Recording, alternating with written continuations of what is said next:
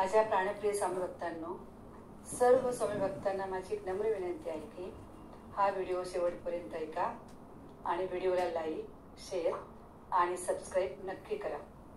स्वामी समर्थांनी आपल्याला भरभरून सुख दिलेलं आहे, त्याची कृतज्ञ जाणीव ठेवून आपण त्यांच्याच नामात अखंड रममाण होणे खरे तर अतिशय आवश्यक आहे। स्वामींच्या प्रेमाची सावली आपण प्रत्यक्ष अनुभवतो, त्यांची कृपा आपल्यावर झालेली आहे याची जाणीव आपल्याला पदोपदी जाणवत असते। मग आपण घेत असलेल्या श्वासात त्यांचे नाम ओवायला नको का? स्वामी समर्थांचे नाम हे अमृताहून गोड आहे, आकाशाहून व्यापक आहे, नामस्मरणाचा आनंद ओसाडणारा आहे। आपला हा मर्त देह जाओ अथवा राहो, स्वामी प्रती आपला दृढ भाव मात्र शिल्लक राहणे आवश्यक आहे। स्वामी नाम म्हणजे सुखाचा तृप्त सागर, अक्षय सुखाचे तीर्थक्षेत्र। या तीर्थक्षेत्रावरच खरे तर आपण कायम मुक्काम करायला हवा। हे सारे का सांगायचे तर या विश्वात असा माणूस नाही की ज्याला आनंद नको आहे।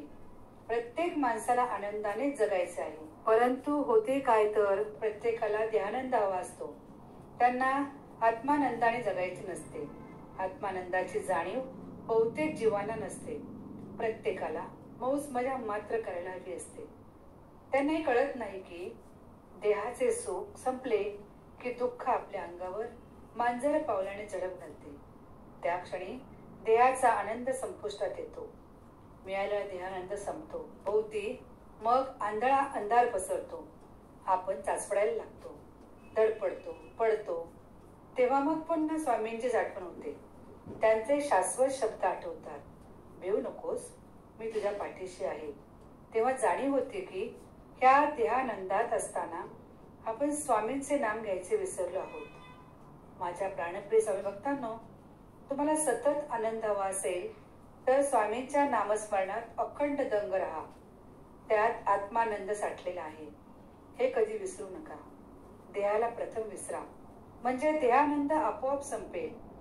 देहानंद ही पूर्णपणे अशाश्वत घटना आहे, याचा विसर पडू देऊ नका।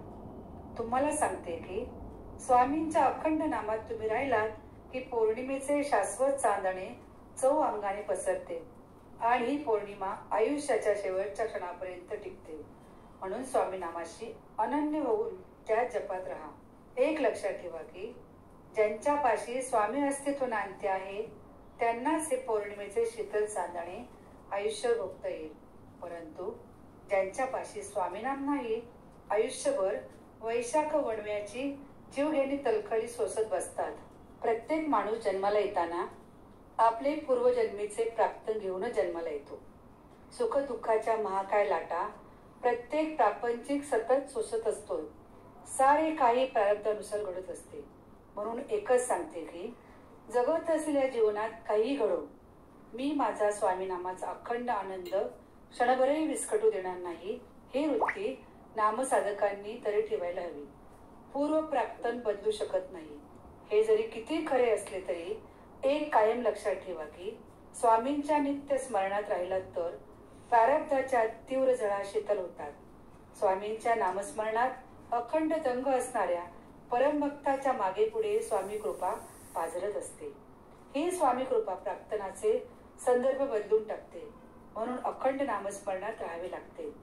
अनुभव असा की अंगात किती ज्वर असला तरी मुखातले नामस्मरण जेवढे वाढू लागते तेवढा ज्वर आपोआप कमी होऊ लागतो। वैद्य औषध देतो, स्वामी नाम रोग बरा करते। याचा सोपा अर्थ असा की रोग निदान स्वामी समर्थ वैद्यांकडून करून घेतात। औषधोपचार काय करावे याची प्रेरणा स्वामी वैद्याला देतात। वैद्य हा निमित्त मात्र असतो, सर्व काही स्वामीच करीत असतात। प्रत्येक स्वामी भक्ताचा आनंद पतंग आकाशात भिरभिरत असतो, कारण त्या पतंगाची दोरी स्वामी नामाने भारलेली असते। म्हणून आपल्या आयुष्याची दोरी स्वामींच्या हातात द्यावी। स्वामी आपल्याला भक्तीच्या महामार्गावर आणून सोडतात, हे सूत्र लक्षात ठेवून त्यांच्या अखंड नामात राहा। एवढेच मला तुम्हा स्वामी भक्तांना सांगायचे आहे। किती संकटे कोसळत स्वामी ही संकटे वरच्यावर झेलून घेतात, याची प्रचिती प्रत्येक स्वामी भक्ताला आल्याशिवाय राहत नाही। स्वामींचे नाम मुखात असले की माणूस सर्व प्रकारच्या सुखांचा अधिकारी होतो। स्वामींचे नाम भक्ताभोवती एक संरक्षण कवच निर्माण करते.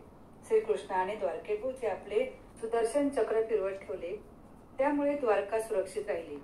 त्याप्रमाणे आपण स्वामीनाम जर सतत घेत राहिलो तर स्वामीच आपल्या भोवती संरक्षण कवच निर्माण करतात. कसे ते समजून घ्या. ज्या मुखात अखंड स्वामीनाम असते तेथे स्वामी अदृश्य स्वरूपात वावरत असतात. जेथे स्वामी आहेत तेथे भिवू नकोस, मी तुझ्या पाठीशी आहे हे वचन सिद्ध स्वरूपात प्रकट झालेले असते. काल एक स्वामी भक्त मला सांगू लागला की स्वामींच्या नामस्मरणाला पर्याय नाही हे मनाला पटते, परंतु मनाजोगे नामस्मरण होत नाही. ही खंत मनाला सारखी डाचत राहते.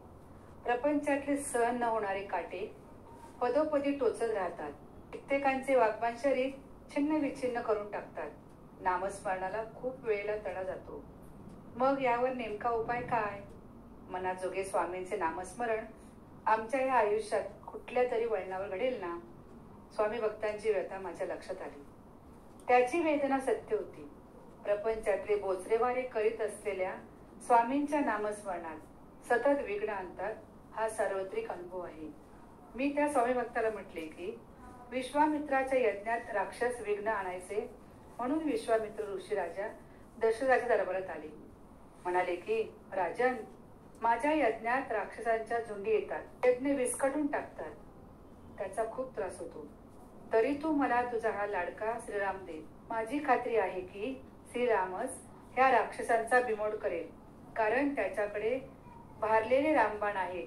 विश्वामित्र ऋषींनी जसे श्रीरामाला नेले आणि क्रूर राक्षसांचा नायनाट करून टाकला, तसे स्वामींचे नाम प्रपंचातल्या आसुरी शक्ती नष्ट करतात. प्रपंचावर कितीही संकटे कोसळो, कितीही राक्षसी वृत्ती दर्शन घडो, स्वामींचे नाम कवच आपले संरक्षण करते. मनाजोगे नामस्मरण करण्यासाठी प्रथम देहबुद्धी सोडावी लागते. आपण प्रपंचात सतत देहबुद्धीने वावरत असतो, म्हणून प्रपंचातले काटे जाणवतात, वाग्बाण ऐकू येतात. एकदा का देहबुद्धी सोडली आणि आत्म्याच्या साक्षीने जगायला लागलो की सगळे वाग्बाण बोथट होतात. सर्व प्रापंचिक काठी नष्ट होतात, कारण स्वामी तुमच्यासाठी गुलाब पाकळ्यांचा रस्ता निर्माण करतात. गुलाबाचे काटे तेव्हा बोचत नाही, कारण स्वामी तुमच्यासाठी काटे काढून टाकतात. नामस्मरणाचे फलित काय तर स्वामी तुमच्यासाठी सर्व काही सुखकर करून सोडतात. जो नामस्मरणात दंग असतो त्याला खंत नसते, हे लक्षात ठेवा. स्वामींचे नाम मात्र रात्रंदिवस अगदी झोपेत सुद्धा मुखात हवे. स्वामी नामाने गाभारा भरलेला हवा. केवढा चमत्कार घडतो ते तुम्ही प्रत्यक्ष अनुभवा, तरच स्वामी नामाचे खरे महत्व तुम्हाला कळेल. असा स्वामींचा आशीर्वाद सर्व स्वामी भक्तांच्या पाठीशी सदैव राहू दे ही स्वामी चरणी प्रार्थना. श्री स्वामी समर्थ. जय जय स्वामी समर्थ. श्री स्वामी समर्थ. जय जय स्वामी समर्थ.